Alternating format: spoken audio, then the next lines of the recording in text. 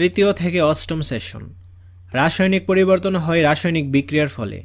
কোনো নির্দিষ্ট পদার্থ কেন অন্য কোনো পদার্থের সঙ্গে বিক্রিয়া করে তা বুঝতে হলে আগে পদার্থের গঠন খুব ভালো করে বুঝে নেওয়া জরুরি। তোমরা ইতিমধ্যেই জানো মৌলিক পদার্থের পরমাণু গঠিত হয় ইলেকট্রন, প্রোটন ও নিউট্রন দ্বারা। পরমাণুতে এই তিন ধরনের কণা কিভাবে বিন্যস্ত থাকে তা জেনে নেওয়া জরুরি। কেন কোনো নির্দিষ্ট পদার্থ অন্য পদার্থের সঙ্গে রাসায়নিক বিক্রিয়া করে তা বুঝতে হলে এই বিন্যাস জানা দরকার। শিক্ষকের সহায়তায় তোমাদের অনুসন্ধানী পাঠ্য বইয়ের পরমাণুর গঠন অধ্যায় থেকে পরমাণুর গঠন, ইলেকট্রন বিন্যাসের নিয়ম, রাসায়নিক সংকেত নির্ণয়, আইসোটোপ, মৌলের পারমাণবিক সংখ্যা ও ভর সংখ্যা ইত্যাদি বিষয় সম্পর্কে ভালোভাবে জেনে নাও। তো চলো এখন আমরা এই বেসিকগুলো জেনে নিই। পরমাণুর গঠন। পরমাণু মূলত তিন প্রকার ক্ষুদ্র ক্ষুদ্র কণিকা দ্বারা গঠিত। ইলেকট্রন একে ই দ্বারা বোঝানো হয় এবং মাইনাস চিহ্ন দ্বারা প্রকাশ করা হয়, অর্থাৎ ইলেকট্রনের চার্জ হচ্ছে ঋণাত্মক। প্রোটন একে পি দ্বারা প্রকাশ করা হয়, অর্থাৎ প্লাস চিহ্ন দ্বারা প্রকাশ করা হয়, এর চার্জ হচ্ছে ধনাত্মক। নিউট্রন এন দ্বারা প্রকাশ করা হয়, এটি চার্জবিহীন, অর্থাৎ চার্জ নেই। পরমাণুর কেন্দ্রে থাকে নিউক্লিয়াস। এই যে এইটা হচ্ছে একটা পরমাণু, এর কেন্দ্রে কি থাকে? এই যে এইটা হচ্ছে নিউক্লিয়াস। নিউক্লিয়াসে থাকে প্রোটন এবং নিউট্রন। তো প্রোটন হচ্ছে প্লাস আর নিউট্রন হচ্ছে কি? এই যে এইগুলা, ঠিক আছে, অর্থাৎ নিরপেক্ষ, চার্জবিহীন। এইগুলা হচ্ছে নিউট্রন আর প্রোটন হচ্ছে প্লাস চিহ্নগুলো। প্রোটন এবং নিউট্রনকে কেন্দ্র করে ইলেকট্রনগুলো কক্ষপথে ঘুরতে থাকে। এই যে দেখো মাইনাস চিহ্ন দ্বারা বোঝানো হয়েছে ইলেকট্রন, এগুলো কক্ষপথে এভাবে ঘুরতে থাকবে, ঠিক আছে। নিউক্লিয়াসকে কেন্দ্র করে বা প্রোটন এবং নিউট্রনকে কেন্দ্র করে কি করবে? ইলেকট্রনগুলো চারপাশে ঘুরতে থাকবে। কোনো পরমাণুর নিউক্লিয়াসে থাকা ছোট প্রোটনের সংখ্যাই হলো ওই পরমাণুর পারমাণবিক সংখ্যা, অর্থাৎ প্রোটন সংখ্যাই কি? পারমাণবিক সংখ্যা। যেমন নাইট্রোজেন পরমাণুতে 7টি প্রোটন থাকায় তার পারমাণবিক সংখ্যা হচ্ছে 7। ভর সংখ্যা সমান প্রোটন সংখ্যা প্লাস নিউট্রন সংখ্যা। এ পরমাণুতে 6টি প্রোটন ও 6টি নিউট্রন আছে, তার মানে ভর সংখ্যা কত? তো ভর সংখ্যা হবে কত? 12। এ পরমাণুর পারমাণবিক সংখ্যা 9, ভর সংখ্যা 19 হলে নিউটন কত? তো আমরা এটা জেনেছি, ভর সংখ্যা সমান কি? প্রোটন সংখ্যা প্লাস নিউট্রন সংখ্যা। আমাদের কি বের করতে হবে? নিউটন সংখ্যা বের করতে হবে। তো এইটাকে আমরা বাম পাশে আনলাম আর এইটাকে ডান পাশে নিয়ে গেলাম। দেন নিউটন সংখ্যাকে বাম পাশে রাখা হলো।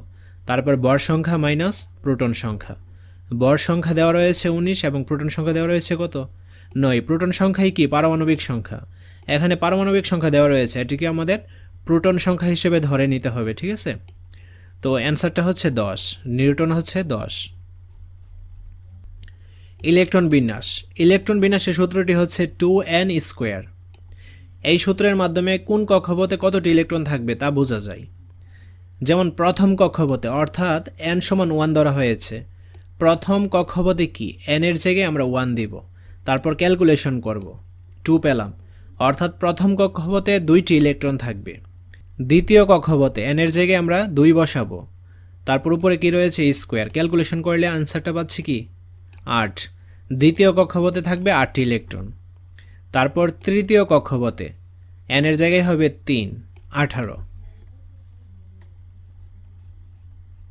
এখানে দেখো একটা এক্সাম্পল দেওয়া হয়েছে। n এর পারমাণবিক সংখ্যা, n এ বলতে সোডিয়াম, সোডিয়ামের পারমাণবিক সংখ্যা 11, এর ইলেকট্রন বিন্যাস করো। তো আমরা প্রথমেই কি বুঝতে পারতেছি? প্রথম কক্ষপথে থাকবে 2টা ইলেকট্রন। দ্বিতীয় কক্ষপথে কয়টা ইলেকট্রন থাকে? 8টি ইলেকট্রন। তারপর বাকি রয়েছে আর 1টি ইলেকট্রন, এটা হয়ে যাবে তৃতীয় নাম্বার কক্ষপথে, ঠিক আছে। তো এটা হচ্ছে সোডিয়ামের ইলেকট্রন বিন্যাস। তো আমরা প্রথম কক্ষপথে কয়টা ইলেকট্রন দিব? 2টা, এই যে 2টা। তারপর দ্বিতীয় কক্ষপথে দিব 8টা ইলেকট্রন, এই যে 2টা, 4টা, 6টা এবং 8টা। আর 3 নাম্বার কক্ষপথে থাকবে 1টা ইলেকট্রন, এই যে। তো ক্লোরিনের পারমাণবিক সংখ্যা হচ্ছে 17। আমরা জানি প্রথম কক্ষপথে থাকে 2টা ইলেকট্রন, দ্বিতীয় কক্ষপথে 8টা ইলেকট্রন। তো 8 আর 2 10, বাকি রইল কয়টা? 7টা। এই 7 হয়ে যাবে 3 নাম্বার কক্ষপথে। তো এই যে দেখো, প্রথম কক্ষপথে 2টা, দ্বিতীয় কক্ষপথে 8টা এবং তৃতীয় কক্ষপথে রয়েছে 7টা ইলেকট্রন। তারপর এখানে তোমাদের বোঝার সুবিধার্থে মৌল, প্রতীক, পারমাণবিক সংখ্যা এবং ইলেকট্রন বিন্যাস এগুলো দেওয়া রয়েছে, তোমরা অবশ্যই এগুলো মুখস্থ করে নিবে। যেমন হাইড্রোজেনের প্রতীক হচ্ছে H, পারমাণবিক সংখ্যা 1 এবং এর ইলেকট্রন বিন্যাস একই। হিলিয়াম He, পারমাণবিক সংখ্যা 2, ইলেকট্রন বিন্যাস 2। লিথিয়াম এর পারমাণবিক সংখ্যা কি 3, ইলেকট্রন বিন্যাস কি হবে 2 এবং 1। বেরিলিয়াম Be, এর পারমাণবিক সংখ্যা 4, ইলেকট্রন বিন্যাস কি হবে প্রথম কক্ষপথে 2টা আর বাকি রয়েছে 2টা, এটা হয়ে যাবে দ্বিতীয় কক্ষপথে, ঠিক আছে। বোরন এর পারমাণবিক সংখ্যা হচ্ছে 5, ইলেকট্রন বিন্যাস 2 এবং 3। কার্বন 6, ইলেকট্রন বিন্যাস 2 এবং 4। নাইট্রোজেনের পারমাণবিক সংখ্যা 7, ইলেকট্রন বিন্যাস 2 এবং 5। অক্সিজেনের 8, 2 এবং 6 এবং এর প্রতীক হচ্ছে O। ফ্লুরিন 9, এর ইলেকট্রন বিন্যাস হচ্ছে 2 এবং 7। তারপর নিয়ন 10, ইলেকট্রন বিন্যাস 2 এবং 8। সোডিয়াম 11, এর ইলেকট্রন বিন্যাস 2, 8 এবং 1। তারপর ম্যাগনেসিয়াম 12, এর ইলেকট্রন বিন্যাস 2, 8, 2। অ্যালুমিনিয়াম 13, এর ইলেকট্রন বিন্যাস 2, 8, 3। সিলিকন 14, এর ইলেকট্রন বিন্যাস 2, 8 এবং 4। ফসফরাস 15, এর ইলেকট্রন বিন্যাস কি হবে 2, 8 এবং সবশেষে রয়েছে 5টি হবে তৃতীয় কক্ষপথে।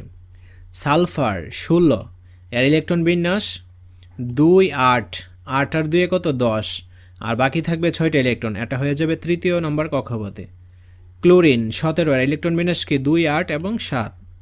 আর্গন 18, এর ইলেকট্রন বিন্যাস কি হবে 2, 8, কত হয়েছে 10, আর বাকি রয়েছে 8টা, তৃতীয় কক্ষপথে হয়ে যাবে। পটাশিয়াম 19, এর ইলেকট্রন বিন্যাস হবে 2, 8, 8, 1। ক্যালসিয়াম 20, এর ইলেকট্রন বিন্যাস 2, 8, 8, 2। এখন যে কোনো পদার্থের ইলেকট্রন সংখ্যা জানলে নিশ্চয়ই তোমরা তার শক্তি স্তরের ইলেকট্রন বিন্যাস বের করতে পারবে। একটু জ্বালাই করে নেবার জন্য নিচের মৌলগুলোর ইলেকট্রন বিন্যাস একে দেখাও তো চলো এখন আমরা এর অ্যান্সার স্ক্রিপ্টে চলে যাই। মৌলের নাম ও প্রতীক। ফ্লুরিন, একে প্রকাশ করা হয় F দ্বারা। পারমাণবিক সংখ্যা 9। তো 9 এর ক্ষেত্রে ইলেকট্রন বিন্যাস কি হবে? প্রথম কক্ষপথে থাকবে 2টা ইলেকট্রন, বাকি থাকবে আর কয়টা 7টা। এই 7টা হয়ে যাবে দ্বিতীয় কক্ষপথে, ঠিক আছে। আর প্রথম কক্ষপথে হয়ে গেল 2টা ইলেকট্রন আর 7টা ইলেকট্রন হয়ে যাবে দ্বিতীয় কক্ষপথে, ঠিক আছে। পটাশিয়াম, একে কে দ্বারা প্রকাশ করা হয়? এর পারমাণবিক সংখ্যা হচ্ছে 19। তো প্রথম কক্ষপথে থাকবে 2টা ইলেকট্রন, দ্বিতীয় কক্ষপথে 8টি, 8 আর 2 10, আর বাকি রয়েছে 9টা। তৃতীয় কক্ষপথে হয়ে যাবে 8টা, 18টা, বাকি থাকে কয়টা? একটা। এই একটা হয়ে যাবে চতুর্থ কক্ষপথে, ঠিক আছে।